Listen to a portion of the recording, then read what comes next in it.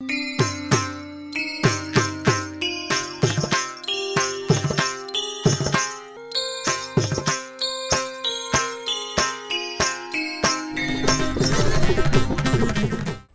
ವೀಕ್ಷಕರೇ, ಜಾತಕ ಫಲ ಕಾರ್ಯಕ್ರಮಕ್ಕೆ ಸ್ವಾಗತ. ನಾನು ದಿವ್ಯಶ್ರೀ.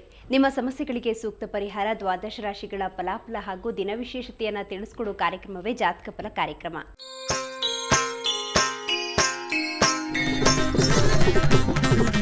ಇವತ್ತು ನಮ್ಮೊಂದಿಗಿದ್ದಾರೆ ಗೋಪಾಲಕೃಷ್ಣ ಶಂಭು ಪಂಡಿತರು. ಅವರಿಗೆ ಕಾರ್ಯಕ್ರಮಕ್ಕೆ ಸ್ವಾಗತ. ನಮಸ್ಕಾರ ಪಂಡಿತರೆ, ಮೊದಲನೇದಾಗಿ ದಿನ ವಿಶೇಷತೆಯನ್ನು ತಿಳಿಸ್ಕೊಡಿ. ಗುರುರ್ ಬ್ರಹ್ಮ ಗುರುರ್ ವಿಷ್ಣು ಗುರು ಸಾಕ್ಷಾತ್ ಮಹೇಶ್ವರ ಗುರುರೇವ ಜಗತ್ಸರ್ವಂ ತಸ್ಮೈ ಶ್ರೀ ಗುರವೇ ನಮಃ. ಇವತ್ತು ವಿಶೇಷ ಭಾದ್ರಪದ ಮಾಸದ ಶುಕ್ಲ ಪಕ್ಷದ ಪಂಚಮಿ, ಋಷಿ ಪಂಚಮಿ. ಋಷಿ ಮೂಲಗಳಿಂದ ಬಂದಂಥದ್ದು ಪಂಚಮಿ. ಇದು ಬಹಳ ವಿಶೇಷ. ಸ್ತ್ರೀಯರಿಗೆ ಅತ್ಯವಶ್ಯಕವಾಗಿ ಮಾಡಬೇಕಾದಂಥ ಒಂದು ವಿಶೇಷವಾದ ವ್ರತ. ಸಾಮಾನ್ಯವಾಗಿ ಕೃತಯುಗ, ತ್ರೇತಾಯುಗ, ದ್ವಾಪರಾಯುಗ, ಕಲಿಯುಗ ಎಲ್ಲಿಂದ ಸ್ತ್ರೀ ಮೂಲಗಳು ಉತ್ಪತ್ತಿಗಳು ಶುರುವಾಯಿತೋ ಅಲ್ಲಿಂದ ಈ ಒಂದು ಋಷಿ ಪಂಚಮಿ ವ್ರತ ಅನ್ನೋದು ಹುಟ್ಟುಕೊಳ್ತು. ಯಾಕಂದರೆ ಪ್ರತಿಯೊಬ್ಬ ಮಹಿಳೆಯರಿಗೂ ತಮ್ಮ ಜೀವನದಲ್ಲಿ ತಾವು ಅರಿಯದೇ ಮಾಡಿದಂತಹ ಕೆಲವೊಂದು ತಪ್ಪುಗಳಿಗೆ ಪರಿಮಾರ್ಜನೆ ಇಲ್ಲಿದೆ. ಈ ಋಷಿ ಪಂಚಮಿ ವ್ರತದ ವಿಶೇಷ ಅಲ್ಲಿದೆ. ಅದನ್ನು ತಿಳಿಸುವಂಥ ವಿಶೇಷ ಕಾರ್ಯಕ್ರಮ. ಅದರಲ್ಲಿ ಮೊದಲಿಗೆ ನಿತ್ಯದ ಪಂಚಾಂಗ ವಿಶೇಷ. ಈಗಾಗಲೇ ಖರನಾಮ ಸಂವತ್ಸರ, ದಕ್ಷಿಣಾಯಣ, ವರುಷ ಋತು, ಭಾದ್ರಪದ ಮಾಸ.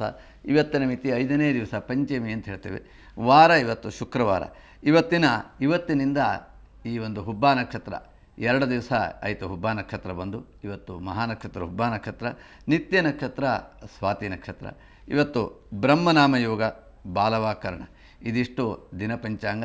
ಹಾಗೆ ಚೌತಿಯ ಮಾರನೇ ದಿವಸನೇ ಈ ಗಣೇಶ ಚತುರ್ಥಿಯ ಮರುದಿನ ಬರುವಂಥ ಪಂಚಮಿಯನ್ನೇ ಋಷಿ ಪಂಚಮಿ ಅಂತ ಕರೀತಾರೆ. ಆದ್ದರಿಂದ ಇದನ್ನು ಋತು ಪಂಚಮಿ ಅಂತ ಹೇಳು ಸಹ ಕರೀತಾರೆ. ಅದು ಇಂದಿನ ಒಂದು ವಿಶೇಷದಲ್ಲಿ ದಿನ ವಿಶೇಷ. ಪಂಡಿತರೆ, ಋತು ಪಂಚಮಿ ಅಂತಲೂ ಹೇಳಿದ್ರಿ, ಋಷಿ ಪಂಚಮಿ ಅಂತಲೂ ಹೇಳಿದ್ರಿ. ಎರಡೂ ಒಂದೇನಾ? ಏನಿದ್ರ ಉದ್ದೇಶ? ಯಾತಕ್ಕಾಗಿ ಮಾಡಬೇಕು ಅಂತ? ಬಹಳ ಒಳ್ಳೆಯ ಪ್ರಶ್ನೆ ಕೇಳ್ತಾ ಇದ್ದೀರಿ. ಯಾಕಂದರೆ ಇವನ್ನೆಲ್ಲ ವೀಕ್ಷಕರಿಗೆ ತಿಳಿಸುವ ಉದ್ದೇಶದಿಂದ ನೀವು ಕೇಳ್ತಾ ಇದ್ದೀರಿ. ಇದು ಎಲ್ಲವರ ಗಮನಕ್ಕೂ ಬರಬೇಕು. ಮನೆಯಲ್ಲೂ ನಿತ್ಯದಲ್ಲೂ ಇರುವಂಥ ಸಮಸ್ಯೆಗಳು ಇದು. ಋತು ಪಂಚಮಿ ಅಂದರೆ ಸ್ತ್ರೀಯರು ಋತುವಾದಾಗ 5ನೇ ದಿವಸಕ್ಕೆ ಶುದ್ಧಿಯಾಗ್ತಾರೆ. ಪಂಚಮಿ ಹನಿ ಶುದ್ಧಿ ಅಂತ. ಹಾಗಾಗಿ ಮೊದಲನೇ ದಿವಸಕ್ಕೆ ಚಾಂಡಾಲೆ ಸಮಾನರಾಗಿರ್ತಾರಂತೆ. 2ನೇ ದಿನ ಪ್ರಥಮೇ ಹನಿ ಚಾಂಡಾಲೆ, ದ್ವಿತೀಯೇ ಬ್ರಹ್ಮಘಾತಕಿ. 2ನೇ ದಿವಸ ಬ್ರಹ್ಮಹತ್ಯೆಯನ್ನು ಮಾಡಿದಂತಹ ದೋಷ, ಅದಕ್ಕೆ ಸರಸವಾಗಿರ್ತಾರೆ. 3ನೇ ದಿವಸ ವೃಷಲಿ ಅಂತಾಗಿರ್ತಾರೆ. 4ನೇ ದಿವಸ ಅವರು ಶುದ್ಧಿಯಾಗ್ತಾರೆ. ಆದರೆ 5ನೇ ದಿವಸ ಪೂಜಾರ್ಹಳಾಗ್ತಾಳೆ. ಮನೆಯಲ್ಲಿ ದೇವತಾ ಕಾರ್ಯ, ಪೂಜೆ, ಪತಿಯ ಜೊತೆಗೆ ಅವರು ಸಮಾನವಾಗಿ ಪೂಜೆ ಪುನಸ್ಕಾರಕ್ಕೆ ಯೋಗ್ಯ ಆಗ್ತಾರೆ. ಹಾಗಾಗಿ 5ನೇ ದಿವಸ ಆಚರಣೆ ಮಾಡುವಂಥದ್ದು ಋತುವಾಗಿ, ಅದಕ್ಕೆ ಪಂಚಮಿ ಅಂತ ಹೇಳ್ತೇವೆ 5ನೇ ದಿವಸಕ್ಕೆ. ಆದ್ದರಿಂದ ಇದಕ್ಕೆ ಋತು ಪಂಚಮಿ ಅಂತ. ಋಷಿ ಪಂಚಮಿ ಅಂದರೂ ಸಹ ಹಾಗೆ ಋತುಕಾಲದಲ್ಲಿ ಆದ ದೋಷವನ್ನು ಪರಿಹಾರ ಮಾಡಿಕೊಳ್ಳೋದು. ಹಿಂದಿನ ಕಾಲದಲ್ಲಿಯೇ ಇದೊಂದು ಮಹಾದೋಷ ಅಂತ ಗಣನೆ ಮಾಡಿದರು. ಇಂದಿನ ಕಾಲದಲ್ಲಂತೂ ಅಸಾಮಾನ್ಯ ದೋಷ ಅಂತ ಹೇಳಬೇಕು. ಯಾಕಂದರೆ ಋತುಕಾಲದಲ್ಲಿ ಸ್ತ್ರೀಯರು ಯಾರನ್ನೂ ಸ್ಪರ್ಶ ಮಾಡಬಾರ್ದು. ಯಾವ ಮಹಿಳೆಯರನ್ನೂ ಪುರುಷರನ್ನು, ಹಾಗೆ ಮನೆಯಲ್ಲಿ ಯಾವುದೇ ಅವರಿಗೆ ಸ್ಥಿಮಿತವಾದಂಥ ಉಡುಗೆ ತೊಡುಗೆಗಳನ್ನು, ಅವರಿಗೆ ಅಗತ್ಯವಾದ ಊಟದ ಪಾತ್ರಗಳನ್ನು ಬಿಟ್ಟರೆ ಬೇರೆ ಯಾವುದನ್ನು ಸ್ಪರ್ಶ ಮಾಡಬಾರ ಅಂತಿದೆ. ಏನಾದರೂ ಮಾಡಿದರೆ ಅವರ ಅಸ್ಪೃಶ್ಯತೆಯಿಂದ ಇಡೀ ಮನೆ, ದೇವರು, ಹಾಗೆ ಎಲ್ಲರೂ ಸಹ ಅಸ್ಪೃಶ್ಯರಾಗ್ತಾರೆ, ಆಳುವಂಥದ್ದು. ಆದ್ದರಿಂದ ಈ ಋತುವಿನ ಅಸ್ಪೃಶ್ಯತೆ ಹೇಳೋದು ಹಿಂದಿನ ಕಾಲದಲ್ಲೂ ಇದೆ. ಇಂದಿನ ಕಾಲದಲ್ಲಿ ವೈಜ್ಞಾನಿಕವಾಗಿ ಮತ್ತು ವೈದ್ಯಕೀಯವಾಗಿ ಅದು ಅಸ್ಪೃಶ್ಯ ಅಲ್ಲ ಅಂತ ಭಾವನೆ ಮಾಡಿದ್ದಾರೆ.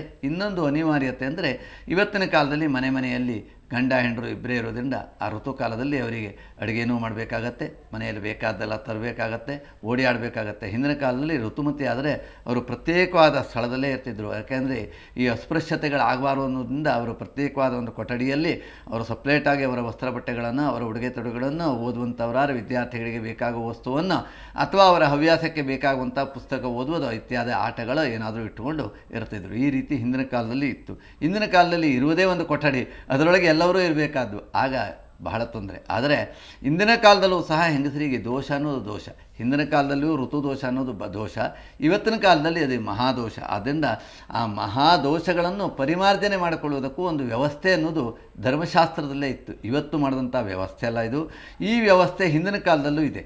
ಆದರೆ ಇವತ್ತು ಅದು ಅನವಸ್ಥೆಯಾಗಿದೆ. ಅದರ ಆ ವ್ಯವಸ್ಥೆಯ ಸರಿಯಾದ ಕಲ್ಪನೆ ಇಲ್ಲದೆ ಇದ್ದು ಆ ಪಾಪಗಳಿಂದ ಆ ಒಂದು ಮಹಿಳೆಯರು ತಮ್ಮ ಮುಗಿದ ಮೇಲೆ, ಆ ಋತುಕಾಲ ಮುಗಿದ ಮೇಲೆ ಅದೊಂದು ದೊಡ್ಡ ಪಾಪವಾಗಿಯೋ ಶಾಪವಾಗಿಯೋ ಅದನ್ನು ಅನುಭವಿಸಬೇಕಾಗಿದೆ. ಆದ್ದರಿಂದ ಅದನ್ನೆಲ್ಲ ನಿವಾರಣೆ ಮಾಡೋದಕ್ಕಾಗಿ ಈ ಋತು ಪಂಚಮಿ ಹೊರಟದ್ದು ಹಿಂದಿನ ಕಾಲದಲ್ಲಾದರೂ ಸಹ ಅದರ ಕಥೆ ಇಂದಿನ ಕಾಲದವರಿಗೆ ಅತ್ಯವಶ್ಯಕವಾದದ್ದು. ಪಂಡಿತರಿಗೆ ಹೇಳಿದ್ರಿ ದೋಷ ಆಗತ್ತೆ ಅಂತ. ಸರಿ, ಈಗ ದೋಷ ಆಯ್ತು ಅಂದ್ರೇನೆ ಯಾವ ರೀತಿ ದೋಷಗಳಾಗುತ್ತೆ, ಏನ್ ತೊಂದರೆಗಳಾಗುತ್ತೆ ಒಬ್ಬ ಮಹಿಳೆ ಜೀವನದಲ್ಲಿ? ಖಂಡಿತವಾಗಿಯೂ. ಯಾಕಂದರೆ ಒಂದನೇದು ಋತುಕಾಲದಲ್ಲಿ ಸ್ಪರ್ಶವನ್ನು ಮಾಡುವುದರಿಂದ ಬ್ರಹ್ಮಹತ್ಯಾ ದೋಷ ಅಂತ ಹೇಳೋದಲ್ಲಿ ಇವತ್ತಿನ ಕಾಲದಲ್ಲಿ ಬ್ರಹ್ಮಹತ್ಯೆ ಅಲ್ಲದೆ ಇದ್ದರೂ ಒಂದು ರೋಗಿಯಾಗಿ ಅನುಭವಿಸಿದ್ದಾಳೆ. ಸುಮತಿ ಹೇಳುವಂಥ ಒಂದು ಹೆಣ್ಣು ಋತುಕಾಲದಲ್ಲಿ ಶ್ರಾದ್ದದ ಮನೆಯಲ್ಲಿ ಅಸ್ಪರ್ಶತೆಯನ್ನು ಮಾಡಿದ್ಲು.